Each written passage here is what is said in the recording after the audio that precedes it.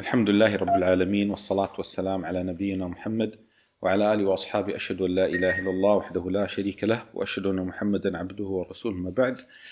باب إثبات الشفاعة وإخراج الموحدين من النار. Chapter 80, proof of the Prophet's intercession and the taking out of the believers in oneness of Allah from the hellfire. Hadith Abu Sai'd Al Khudri radiyallahu ta'ala an, the Prophet ﷺ said, when the people of paradise will enter paradise and the people of hell will go to hell, Allah subhanahu wa ta'ala will order those who have had faith equal to the weight of a grain of mustard seed to be taken out from hell. So they will be taken out, but by then they will be blackened. Then they will be put in the river of Al-Haya. Or Al-Haya means life. Nahr Al-Haya. Okay. The narrator is in doubt as to which is the right word. And they will revive like a grain that grows near the bank of a flood channel. Don't you see that it comes out yellow and twisted? So this is one of the hadith, against the Khawarij. Because the Khawarij say anyone enters the hellfire, he cannot get out of the hellfire. He will be in the hellfire forever. Khawarij and Mu'tazila. But this is a very clear hadith. This is Bukhari and Muslim. That some Muslims will be inside the hellfire. Then Allah subhanahu wa ta'ala will save them from the hellfire after some time of punishment. Okay? Then chapter Bab Akhir Ahli Nari Khurujan, the person who will be the last to come out of the hell. Hadith bin Masu'd radiyallahu ta'ala an, the Prophet sallallahu alaihi wasallam said, I know the person who will be the last to come out of the hell and the last to enter paradise. He will be a man who will come out of the hell crawling, and Allah subhanahu wa ta'ala will say to him, go and enter paradise. He will go to it, but it will appear to him as if it had been filled. Which means he will, when he looks at in Jannah, paradise, it looks full, no space to enter paradise.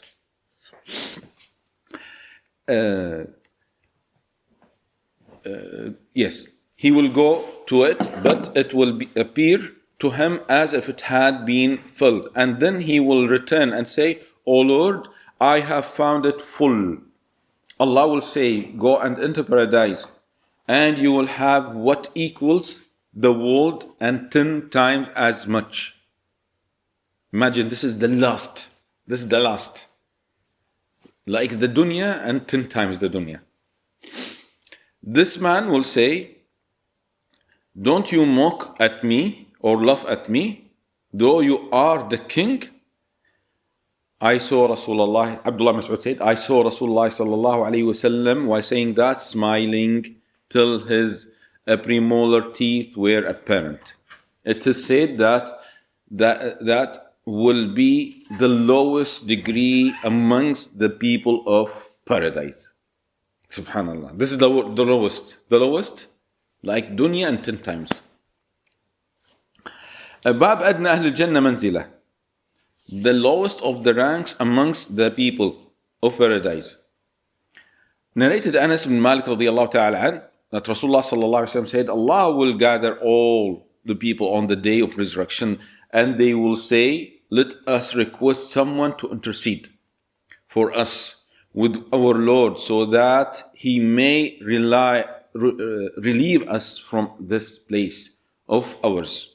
Then they will go to Adam and say, you are the one whom Allah created with his own hands and breathed in you the soul which he created for you, and ordered the angels to prostrate to you.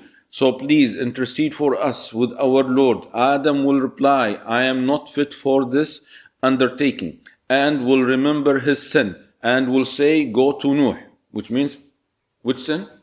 Allah told him, don't eat from the tree, and he ate from the tree. Then Adam say, go to Nuh, the first messenger. So this is the proof that Nuh is the first messenger. The scholars take that from this hadith.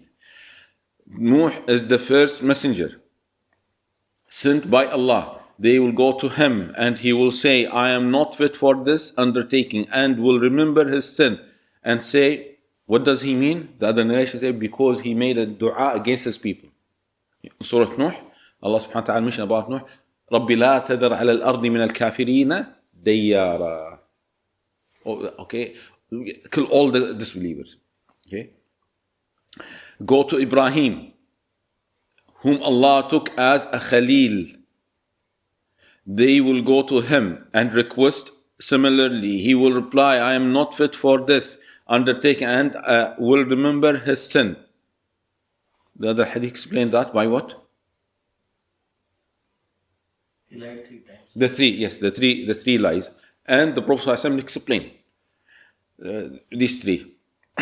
Ibrahim will say, go to Musa, to whom Allah spoke directly. They will go to Musa and he will say, I am not fit for this undertaking. Okay. The other narration mentioned that Musa Kalimullah. I am not fit for this undertaking and will remember his sin. What does he mean? Killing a person, not to be, we will not say innocent, but he should not be killed. Go to Isa. Musa will say, go to Isa. They will go to him and he will say, I am not fit for this undertaking, and will remember his sin. There is another narration that Isa will not mention anything. Okay. Here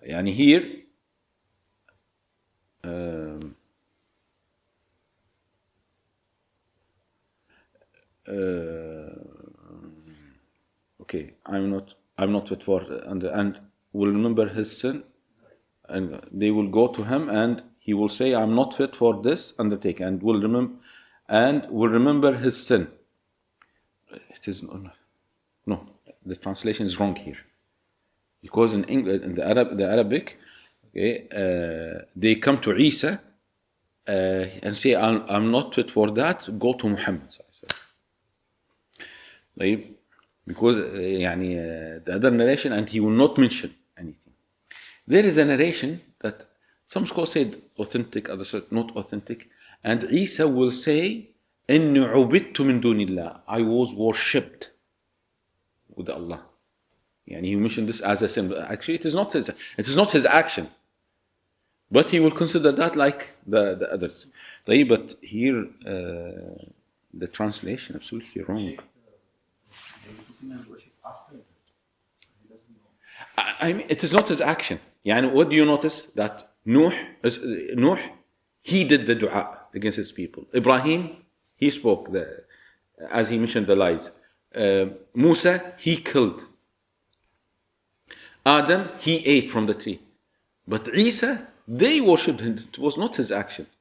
But he, as I said, some scholars say it is not authentic hadith, some said authentic. But subhanAllah, there is a difference.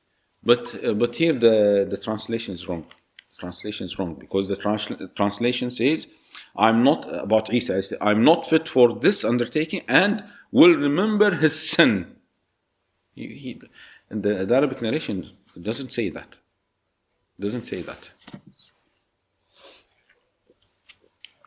Allahu Alam, who did the translation? Okay. Allahu Alam, someone who is not knowledgeable, okay, or maybe a scholar, he did the translation, but when he gave it to the one who to type it, he thinks it is the same. طيب. Look at the scholars are very careful, and they have knowledge. This is the importance of the translator to have knowledge. This is very important. Okay, so Isa alayhi salatu wasalam say, go to Muhammad.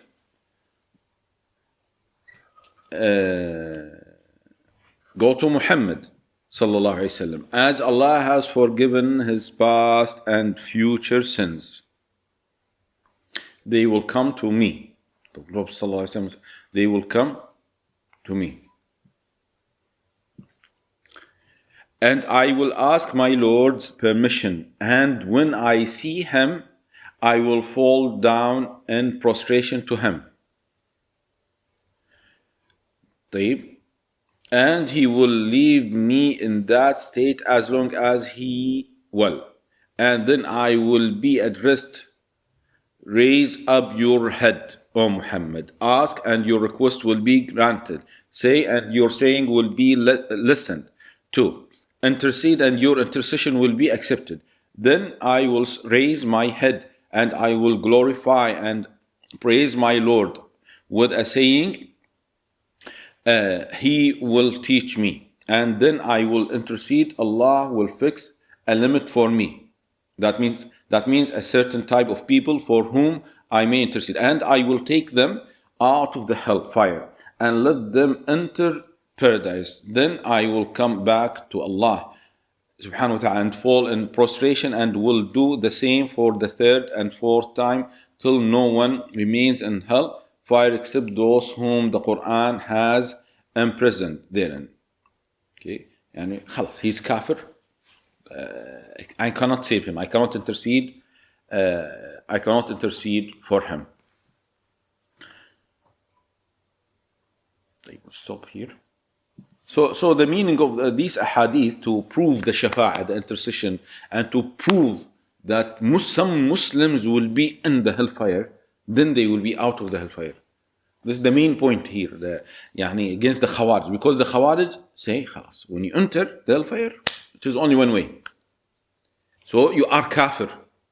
You are kafir. That's why the Khawarij killed the Sahaba. They killed Ali ibn Abi Talib. They killed Abdullah bin Khabbab and his wife, radiyallahu ta'ala anhum. And they fought Ali ibn Abi Talib in Nahrawan.